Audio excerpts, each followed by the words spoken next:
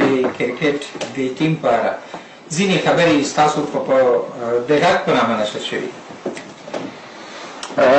غږ خو زما ده، یو چا سره مې په شخصي کې دا خبرې کړې وې، ناځواني یې کړې ده، هر څه نامردي یې بولې.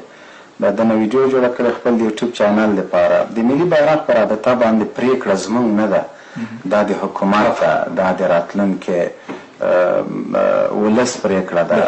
مجاهد صاحب هم بار بار دغه خبره کړې او د ما د خولې خبرې دا په شخصي کې شوي دي، خو دا چې رسنیو کې د افغانستان د کرکټ په رابطه باندې ځینې تند الفاظ ما کارولي دي، نه باید داسې شوی وای.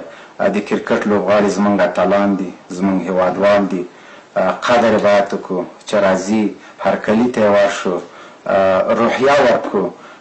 راتلونکی میچ د جمعې په ورځ باندې د پاکستان هیواد سره ده، ټول ملت دې ورته دعا وکړي چې بریا زموږ شي، تر څو د تاریخ یو نوی باب په کرکټ کې خلاص کړو. امید مې دا ده، پیشګویي مې دا ده چې بریا به د پاکستان په وړاندې د افغان کرکټ